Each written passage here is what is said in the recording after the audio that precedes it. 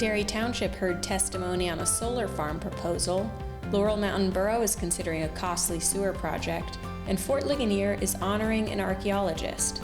It's April 17th, 2026. I'm Abigail Hakis, and this is your Bulletin Brief. Here's Bella Markovitz with more on Derry Township.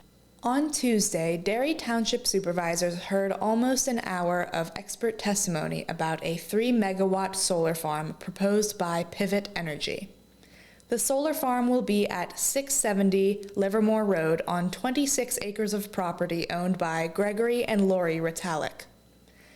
Jacob Voisey, a solar developer for Pivot Energy, testified at the hearing. He said Pivot Energy will sell the electricity from the farm to West Penn Power, and the electricity will go directly onto the existing distribution lines. It will mostly go to serve homes and businesses within a mile or two of the project.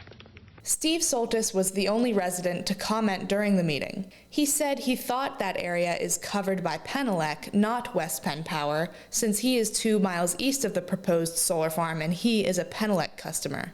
Supervisor Jim Prohaska told him the solar farm will be in West Penn Power's coverage area and that Soltis must be near the boundary between the two coverage areas. Voisey said Pivot Energy usually sends out letters to any residents living within a 1,500-foot radius of their projects. In this case, there are only 2 residents in that area. He said he sent out a letter at the end of 2025 and did not hear back about any concerns.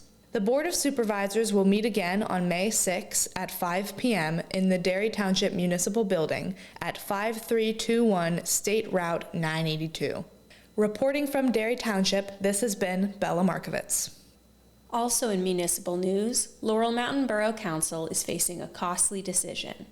Next week, officials will decide whether to spend about $150,000 on planning work for a potential sewer system, with no guarantee the project will actually move forward. The borough has been working toward a potential intermunicipal agreement with Ligonier Township Municipal Authority with the hope that the authority would take on the cost of installing the sewer system.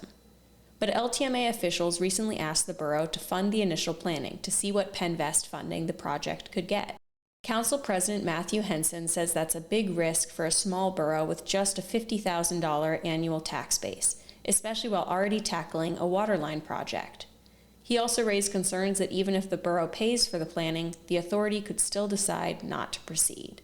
Meanwhile, delays are complicating efforts to coordinate the sewer project with planned waterline work, potentially leading to higher costs if roads have to be dug up twice.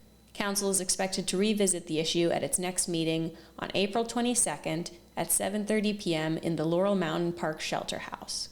And in more subterranean news, a local archaeologist is being honored for her work. Shirley Isgroup will receive the Jacob L. Grimm Award for outstanding work in archaeology on April 24th, recognizing more than 50 years of dedication to protecting artifacts and sharing historical stories.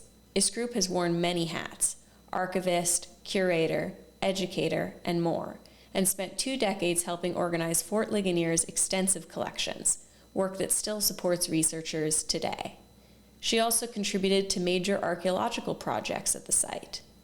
The ward is named after Jacob Grimm, a key figure in early excavations at the fort and credited with identifying its original location. The presentation will take place during Fort Ligonier's annual member reception. And now, on to sports. Here's a look at today's local sports schedule. Greater Latrobe softball is on the road at Penn Trafford with a 4 p.m. first pitch. The Greater Latrobe boys lacrosse team is at home tonight, hosting South Fayette at 7:30. Derry area softball travels to Greensburg-Salem for a 4:15 start, and Ligonier Valley softball is also on the road, taking on York at 4 p.m. Thanks for listening to today's news. Check out tomorrow's podcast for more local headlines, pick up our print edition, or go to LatrobeBulletinNews.com to read more, and follow us at Latrobe Bulletin on social media. I'm Abigail Hakis, and this has been your Bulletin Brief.